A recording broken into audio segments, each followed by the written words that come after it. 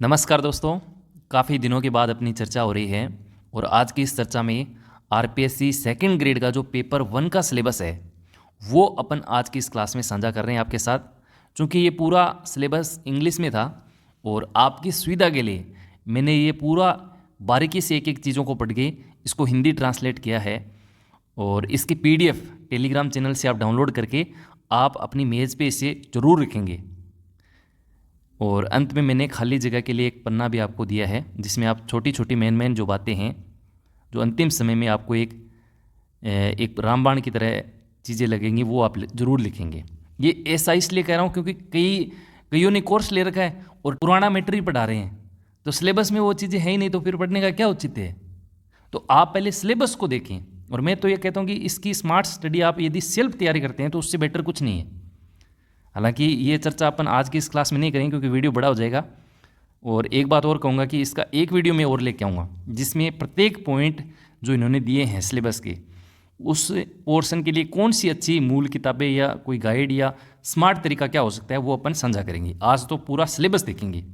और मैं तो ये कहता हूँ कि अभी तक आपने सेकंड ग्रेड की तैयारी को स्टार्ट नहीं किया है तो 2-3 दिन मेरे कहने से ये सिलेबस आप निकलवाइए, इसको 2-3 दिन पूरा पढ़िए, 2-3 बार पढ़िए।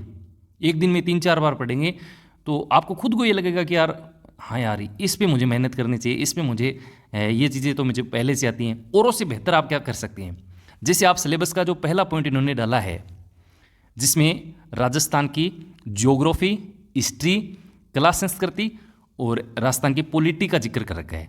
और मोटा मोटी आप देखेंगे यहाँ से आपके 40 क्वेश्चन निकल के आएंगे। और मैं यदि राजस्थान के करंट के 10 क्वेश्चन यानी पार्ट 2 को भी मिला दूं तो टोटल यहाँ से 50 क्वेश्चन मोटा मोटी हो सकता है 45 आ जाए, हो सकता है 55 भी आ जाए, लेकिन 50 क्वेश्चन का मैटर तो राजस्थान वाली पोर्शन से आपको देखने को मिलेगा जो आप बचपन से पढ़ते आ रहे हैं। क्योंकि हर भर्ती परीक्षा में राजस्थान जीके तो आता ही आता है। तो 40% का जिनको डर है वो तो मैं ये कहूँगा कि ये राजस्थान वाली चीज़ें याद कर लें, थोड़ा सा करंट पढ़ लें, आपका 40% का मामला तो सेट हो जाएगा। और मैं ऐसा क्यों कहूँ, इसमें पार्ट 4 जो है जिसमें मनोविज्ञान दे रखी है 20 क्वेश्चन आएंगे, ये भी तो आप बचपन से पढ़ते आ रहे हैं। इसका मतलब 70 नंबर का मैटर तो आज ही आपको याद है। बाकी के बच्चे कितने 30 क्वेश्चन जिसमें आपको इंडिया, वर्ल्ड और भारत की पॉलिटी है उसके क्वेश्चन आपको देखने को मिलेंगे। मैं ये कहता हूँ कि यदि आपने 30 पे अच्छी कमांड कर ली, 30 पे आपने अच्छा प्रयास कर लिया, थोड़ा टाइम दे दिया तो आप औरों से अलग हो जाओगे, ये देख लेना। बाकी पहले आज सिलेबस जिक्र करेंगे मोटा मोटी। देखो राजस्थान की ज्योग्राफी में क्या है, भौतिक स्वरूप। अब भौतिक स्वरूप में अब क्या क्या चीज़ें रहती हैं वो आप अच्छे से जानते हैं। जलवायु, राजस्थान की जलवायु कैसी है, कोपेन का वर्गीकरण वगैरह वगैरह इसमें आते हैं। अपोआ में आप दोनों पढ़ेंगे, झीलें भी पढ़ेंगे और नदियाँ भी पढ़ेंगे। बाएं किनारे की कौन सी है, दाएं किनारे की कौन सी है, खारे पानी कौन सी है, मिट्टी पानी की कौन सी है। इसके अलावा देखो प्राकृतिक वनस्पति, इसमें वनस्पति वाला चैप्टर पढ़ना है। जैसे धोकड़ा वन सबसे ज़्यादा कहाँ पाए जाते हैं, इसमें जो नवीनतम वन रिपोर्ट है वो भी आपको अच्छे से देखनी होगी। कृषि से संबंधित फैक्ट जो हैं हरित क्रांति कौन सी है, कृषि से संबंधित ये मक्के की जो नवीनतम किस्म है वो कौन सी है, वगैरह वगैरह कृषि से संबंधित तथ्य यहाँ आपको देखने को मिलेंगे। इसके अलावा देखो पशुधन है, सबसे ज़्यादा भैंस कहाँ है, बकरी कहाँ है, बकरी की नस्ल वगैरह वगैरह वो आप देख लेना। इसके अलावा डेयरी विकास केंद्र है, ये आपको देखने पड़ेंगे। और एक है जनसांख्यिकीय विशेषताएं, ये एक प्रकार से जनसंख्या का जो टॉपिक लगा करता था उसको थोड़ा सा विस्तृत कर दिया है। हालांकि आप पढ़ेंगे तो 2011 की जनगणना को भी पढ़ेंगे अच्छे से, और वो पढ़ते हैं तो सारे डाटा आपको लिखवाए जाते हैं कि सबसे कम जनसंख्या वृद्धि दर कौन से सन में रही, वृद्धि दर कितना प्रतिशत है, वगैरह वगैरह। इसमें सारी चीज़ें ये सिलेबस में ये इस पॉइंट को डालने का उद्देश्य यही है कि जनसंख्या से रिलेटेड आज तक जितने भी आंकड़े बने हैं ना वो सारे आपको देखने होंगे। हालांकि इतना इसको मैं यही कहूँगा कि स्मार्ट तरीका यही है कि आप 2011 की जनगणना को अच्छे से पढ़ लेना, क्वेश्चन वहाँ से आपको मिल जाएगा। बाकी मोटा मोटी अपन पढ़ते हैं पहले जनगणना कब हुई थी वगैरह वगैरह, ये चीज़ें इसमें रहेंगी, ज़्यादा लोड नहीं लेना है। इसके बाद देखो जनजातियाँ, ये ज्योग्राफी के संदर्भ में देखना है, कला संस्कृति में भी होता है तो इसको ज्योग्राफी के संदर्भ में भी पढ़ना है। उद्योग, ये आपको देखना है। पर्यटन और पर्यटन स्थल, इसमें मैं ये कहूँगा सुजस जरूर ध्यान में रखें। सुजस में पर्यटन से संबंधित नई नई जानकारी आती हैं, कौन सा पर्यटन के अंदर जो चर्चा में रहता है वहाँ से क्वेश्चन ज़्यादा उठाए जाते हैं। हालांकि कौन से पोर्शन के लिए कौन सी किताबें पढ़ें, स्मार्ट तरीका क्या होती है, मैंने अभी आपको बताया। इसके लिए अलग से अपन वीडियो लेके आएंगे, आप कमेंट जरूर करना उसके लिए। भूगोल पढ़ लिया मोटा मोटी, यहाँ से आपको 10 क्वेश्चन देखने को मिल जाएंगे। अब देखो कला संस्कृति। कला संस्कृति में सबसे पहला पॉइंट ये डाला है कि ancient culture civilisation of Rajasthan, यानी जो प्राचीन सभ्यता ही हुआ करती थी वो सारी की सारी आपको पढ़नी है।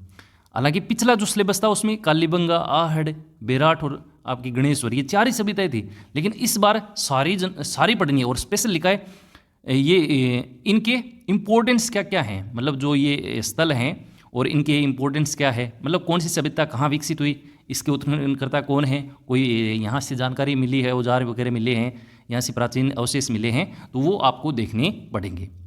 क्योंकि देखो भाई साहब, पेपर को थोड़ा सा अच्छा बनाना है तो ये 4 सभ्यताओं से तो कितने क्वेश्चन बनाओगे, क्वेश्चन रिपीट हो रहे हैं तो लिखना पड़ेगा भाई साहब, तो ये आप देखना। इसके बाद देखो history of Rajasthan up to 18वीं सेंचुरी, पहले 8 से 18 था, अब 18वीं सेंचुरी तक, है ना। इसमें देखो सबसे पहले सभी सभ्यता, ये मैंने ऊपर आपको विश्लेषण कर दिया है।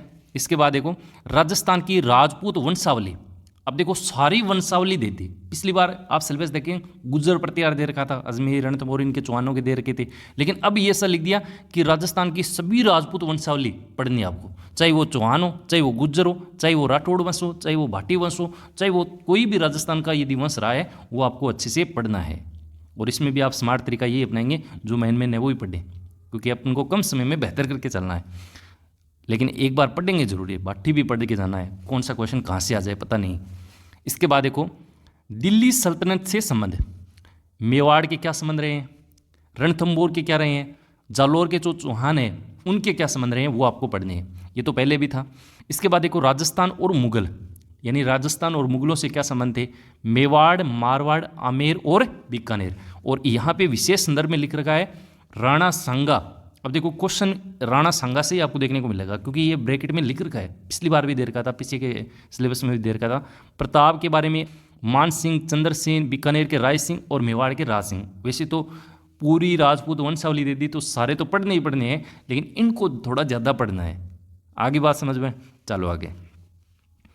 इसके बाद देखो राजस्थान की हिस्ट्री में जो स्ट्रगल है, आंदोलन से संबंधित कौन कौन सी चीज़ें हैं, तो इसमें है एक तो 1857 की क्रांति, एक है आपका प्रजामंडल, और एक है किसान एवं जनजाति आंदोलन, यानी मोतीलाल तेजावत, ये मीणावाला वो पढ़नी है जनजातियों में, किसान में पता ही आपको, और एक है राजस्थान का एकीकरण और राजनीतिक जनजागृति। ये इन सभी टॉपिक को पढ़ लेंगे तो अपने आप ही ये क्लियर हो जाएगा। इसको कोई विशेष ऐसे नहीं सोचना कि यार इसको कहाँ से पढ़ूंगे। जब आप क्रांति पढ़ लेंगे, प्रजामंडल पढ़ लेंगे, किसान आंदोलन पढ़ लेंगे, तो आप ऐसे समझेंगे खुद को कि हाँ राजनीतिक जनजागृति अपन ने अच्छे से पढ़ ली है, वो मिला जुला रूप ही है ये, ठीक है। तो इसमें ये 4 टॉपिक मानो इसके, ये तो बहुत अच्छे पॉइंट हैं। यहाँ से हर टॉपिक से एक क्वेश्चन आपका आता है, और आरपीएससी सेकंड ग्रेड का पेपर जो होता है ना वो बहुत अच्छा आता है और हर पॉइंट से क्वेश्चन आता है, ये बड़ी अच्छी बात है इसकी। इसके बाद एक कला संस्कृति, राजस्थान की कला संस्कृति, और कला संस्कृति में क्या क्या चीज़ें हैं, लोक देवता एवं देवियाँ, ठीक है, गोगा जी, तेजा जी, देवियाँ हैं वो भी आपको पढ़नी है। इसके अलावा देखो राजस्थान के संत हैं, कोई दिक्कत नहीं है। इसके बाद देखो वास्तुकला, इसमें आपके मंदिर हैं, किले हैं, महल हैं, कोई स्मारक है तो वो आपको पढ़ना है। चित्रकला, चित्रकला में सारी ये शैलियाँ वगैरह आ गई। इसके बाद देखो मेले, त्यौहार, एक एक क्वेश्चन है आपको यहाँ से देखने को मिलेगा। इसके अलावा देखो रीति रिवाज, वस्त्र एवं आभूषण, और ये नया जोड़ा है आपका हस्तकला। हालांकि ये ग्रेड 3 में तो था ही, लेकिन इसको आप जरूर पढ़ना हस्तकला में, जिससे बादला कहाँ का प्रसिद्ध है ऐसे क्वेश्चन आ सकते हैं। लोक संगीत, नृत्य, रंगमंच कला यानी नाट्य कला। इसके अलावा देखो भाषा और साहित्य, और राजस्थान के प्रमुख व्यक्तित्व है, व्यक्तित्व वाला 3rd ग्रेड में आप पढ़ गए हैं, 2nd ग्रेड में ये नया जुड़ा है। हालांकि नया जुड़ाव पुराना जुड़ाव उससे कोई मतलब नहीं है, जो सिलेबस में पॉइंट लेके अपन को सारे देखने हैं, अच्छे से देखने हैं। तो ये आपकी हो गई कला संस्कृति। अब अपन चलते हैं राजस्थान की पॉलिटी में क्या क्या दे रखे हैं। तो देखो एक तो है राज्यपाल, राज्यपाल सारा पढ़ना है। इसके अलावा मुख्यमंत्री, अनुच्छेद 163 क्या है, 164 क्या है, ये सारे पढ़ लेना। मंत्री परिषद, राज्य विधानसभा, कोई दिक्कत नहीं होगी। इसके अलावा देखो राजस्थान उच्च न्यायालय एवं अधीनस्थ न्यायालय, ये पिछली बार नहीं था, अब नया जुड़ा है, तो ये क्वेश्चन यहाँ से आपको देखने को मिलेगा ही मिलेगा। राजस्थान के हाईकोर्ट के बारे में आपको जानकारी पढ़नी है, अधीनस्थ न्यायालय के बारे में। इसके अलावा देखो राजस्थान पंचायती राज व्यवस्था एवं इसका प्रशासन, नगरीय स्थानीय स्वशासन एवं इसका प्रशासन, राज्य सचिवालय, संभागीय आयुक्त और जिला प्रशासन। जिला प्रशासन किस तरह से काम करता है, जिला कलेक्टर के क्या क्या कार्य होते हैं वगैरह वगैरह, ये मैंने यूट्यूब पे करवा रखा है, ये चीज़ें शॉर्ट में करवाई है। तो थोड़ा आप पॉलिटी को अच्छा पढ़ना है, क्योंकि सेकंड ग्रेड में पॉलिटी अच्छी आती है। तो सजेशन ये रहेगा मेरा, अच्छे से आप खुद सेल्फ तैयारी करें। बाकी प्रीवियस ईयर क्वेश्चन से तो आपको पढ़ना है, क्योंकि वो एक एनर्जी देते हैं आपको कि हाँ यार ये टॉपिक थोड़ा आए हुए क्वेश्चन ही कहीं से आ जाए तो वो तो कम से कम गलत नहीं हो। इसके अलावा देखो राजस्थान के लोक सेवा आयोग यानी आरपीएससी आपको पढ़ना है। अच्छा, पहले मानवाधिकार आयोग भी था इसमें, वो हटा दिया इस बार। तो अब कन्फ्यूजन वाली चीज़ें नहीं रहेंगी कि 318 किस में था, 662 किस में था, एक ही पढ़ लेना काम हो जाएगा। इसके अलावा देखो राजस्थान राज्य महिला आयोग, ये मैंने यूट्यूब पे नहीं करा रखा है, अच्छे से मैं करवाने की कोशिश करूँगा। राज्य वित्त आयोग और राज्य निर्वाचन आयोग, कोई दिक्कत नहीं है। अच्छा, राज्य निर्वाचन आयोग 243 के है क्या, कमेंट करना क्या ही होगा, और हो सकता है यही क्वेश्चन आ जाए। लोकायुक्त, राजस्थान राज्य विधिक सेवा प्राधिकरण, ये भी नया जुड़ा है, इसमें से भी आपको एक क्वेश्चन आपको देखने को पक्का मिला है। अब देखो राजस्थान का करंट, अब करंट लिख दिया तो सारा ही करंट हो गया इसमें। अब राजस्थान के करंट में देखो क्या पढ़ेंगे आप, इंपॉर्टेंट पर्सन, कोई व्यक्ति है जिनके बारे में चर्चा हुई है, पहले कोई स्थान चर्चा में रहा है, करंट इशू यानी करंट की घटना है। इसके अलावा नई स्कीम है, कोई इनिशिएटिव, कोई पहल है, इकोनॉमिक पॉलिटिकल डायनेमिक यानी जो आर्थिक समीक्षा है वगैरह वगैरह, इसमें राजस्थान से संदर्भ में पॉलिटिकल कोई चीज़ें हैं तो वो आपको पढ़नी है। स्पोर्ट्स एंड गेम यानी जो खेल और खिलाड़ी वगैरह हैं जो चर्चा में रहे हैं, बहुत सारे खेल होते रहते हैं तो उनसे क्वेश्चन आपको देखने को मिलेगा। इसके अलावा अवार्ड है, कोई बुक चर्चा में है और उनके राइटर यानी ऑथर इनसे पूछ सकते हैं। तो ये भी अच्छा राजस्थान के करंट के बारे में इन्होंने विस्तृत रूप से इस बार डाला है। इसके बाद देखो जनरल नॉलेज ऑफ यानी तीसरा पॉइंट अपन पढ़ रहे हैं। तीसरा क्या है, general knowledge of world and India, और यह मान के चलिए यहाँ से आपके 30 क्वेश्चन देखने को मिलेंगे। सबसे पहले देखो वर्ल्ड के बारे में, तो महाद्वीप एक क्वेश्चन यहाँ से देखने को मिलेगा, महासागर एक क्वेश्चन यहाँ से निकल जाएगा, इनकी विशेषताएं वगैरह। अब देखो कई टीचर ऐसे होते हैं जो महाद्वीप के बारे में बहुत अच्छा डिटेल से पढ़ाते हैं, हालांकि बुरा नहीं है, लेकिन स्मार्ट तरीका यही है कि सेकंड ग्रेड में महाद्वीप महासागर ज़्यादा हार्ड क्वेश्चन नहीं आता है भाई, लेकिन पढ़ना तो देखो कौन सा क्वेश्चन कैसे आ जाए इसका कोई अंदाज़ा नहीं हो सकता, हार्ड भी आ जाए। तो एक बार अच्छे से नोट्स बना ले, एक बार अच्छे से चीज़ों को पढ़ लें, और शॉर्ट नोट्स जब परीक्षा नज़दीक हो तब मान लो ऐसे कि कौन से महाद्वीप में महाद्वीप की जैसे एशिया महाद्वीप है तो उसकी सबसे बड़ी चोटी कौन सी है, अफ्रीका की सबसे बड़ी चोटी कौन सी है, ज़्यादातर ये क्वेश्चन आते हैं बड़ी नदियों को लेकर। तो ये थोड़ा आप इनको शॉर्ट नोट्स ज़रूर बना के रखें। वैश्विक पवन प्रणाली है, इसको आप समझेंगे, एक क्वेश्चन यहाँ से निकल जाता है। पर्यावरणीय मुद्दे और रणनीतियाँ, प्रमुख मानव बस्तियाँ, ये नया जुड़ा है। जनसंख्या वितरण एवं प्रवासन, ये पहले वैश्वीकरण टॉपिक था जिसको हटा दिया है। इसके बाद देखो ज़्यादा महाद्वीप ये वर्ल्ड वाला जीके ज़्यादा बड़ा नहीं है, 5 क्वेश्चन यहाँ से देखने को मिलेंगे। आप तो महाद्वीप महासागर एक वैश्विक प्रणाली ये थोड़ा पढ़ लें अच्छे से, एक क्वेश्चन 3-4 क्वेश्चन आपके सही हो सकते हैं। भारत का भूगोल, भारत के इतिहास नहीं है, ये अच्छी बात है, इतिहास होता तो लंबा चौड़ा सिलेबस और हो जाता है। अच्छी बात ये है भारत का भूगोल ही आपको पढ़ना है। तो भारत के भूगोल में भौगोलिक विशेषताएं, जलवायु कैसी है भारत की, अपवा यानी भारत की नदियाँ आपको पढ़नी है, झीलें, प्राकृतिक वनस्पति, जैव विविधता, ये नया जुड़ा है, इसको आप अच्छे से पढ़ेंगे, और ऊर्जा संसाधन। इसके बाद है भारतीय अर्थव्यवस्था यानी इकोनॉमी। मैं तो ये कहूँगा कि इसको आप अप्रैल के बाद पढ़िएगा, इकोनॉमी वाली, इंडियन इकोनॉमी, और यहाँ से आप ज़बरदस्त इस टॉपिक को तैयार करते हैं, इस पोर्शन को, तो आप औरों से अलग हो जाएंगे। इसमें क्या है, कृषि, उद्योग और सेवा क्षेत्र, इनके बारे में आंकड़े जो लेटेस्ट आ रहे हैं वो जरूर पढ़ें। इनमें विकास वृद्धि इनको देखना है। भारत का विदेशी व्यापार, प्रवृत्तियाँ, संरचना और दिशा। इसके बाद भारत की पॉलिटी।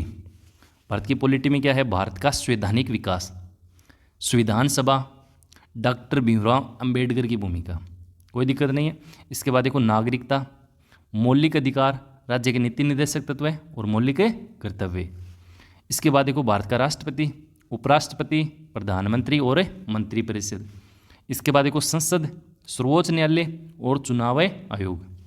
इसके बाद भारत की विदेश नीति के सिद्धांत और जवाहरलाल नेहरू का योगदान, और भारत के प्रमुख शक्तियों और पड़ोसी देशों से क्या संबंध है, उनसे संबंधित कोई नवीनतम घटना है वो आपसे पूछी जा सकती है, कोई दिक्कत नहीं है भारत की पॉलिटी को लेकर।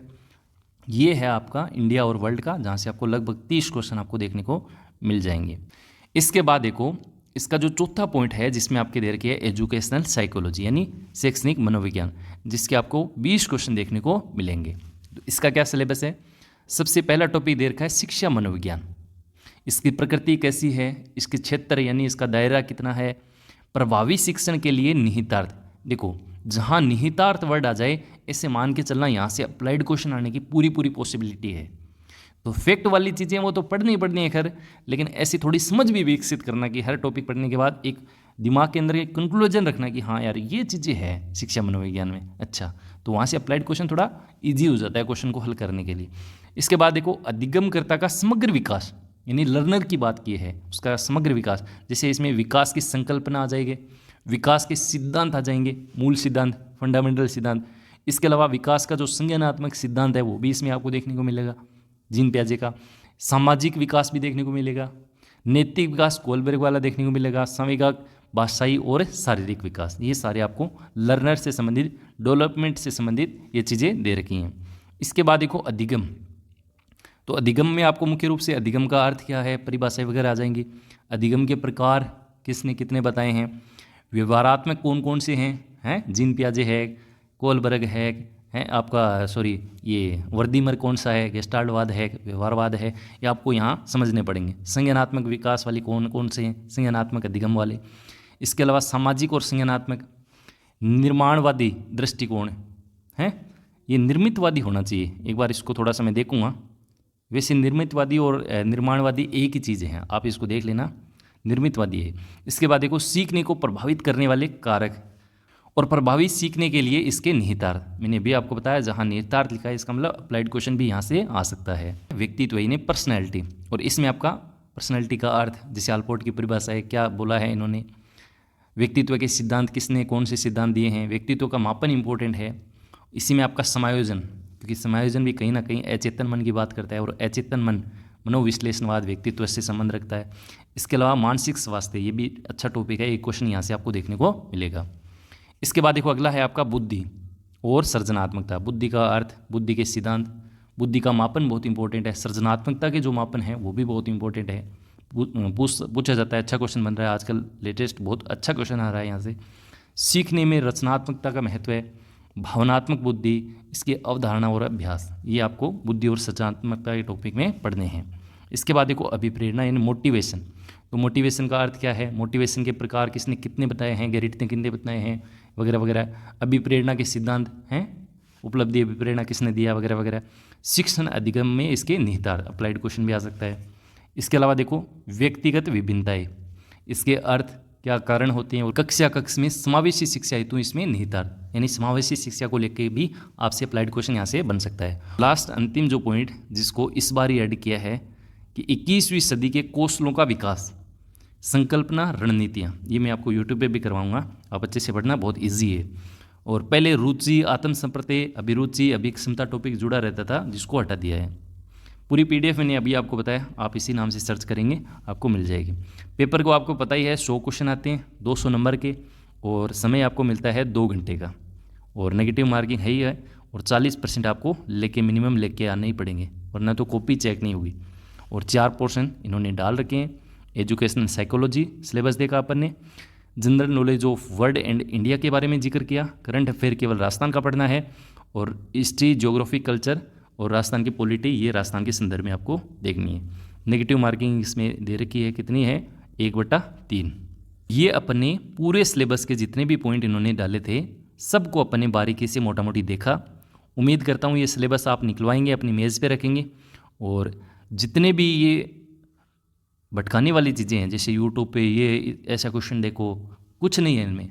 आप अपनी सेल्फ तैयारी करो, बढ़िया तैयारी करो, हर एक पॉइंट को देखो, कॉन्फिडेंस आएगा, चीज़ों को आप रटेंगे नहीं, समझेंगे। जैसे उद्योग दे रखा है तो उद्योग के आए हुए क्वेश्चन देख लिए, उद्योग के बारे में मोटा मोटी क्या बातें हैं, लेटेस्ट में क्या पढ़ सकते हैं, ये आपने खुद एक थीम बना ली, तो किसी दूसरे की ज़रूरत ही नहीं है बस, क्योंकि दूसरे बहुत सारी चीज़ें ऐसे डिस्ट्रैक्शन बहुत ज़्यादा करते हैं जिनसे कोई मतलब नहीं है। तो आज की इस क्लास में इतना ही।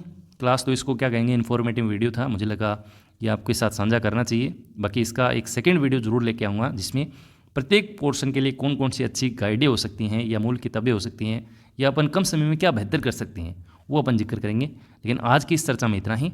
फिर एक नई चर्चा के साथ आपसे दोबारा रूबरू होंगे। तब तक के लिए नमस्कार, जय हिंद, जय भारत।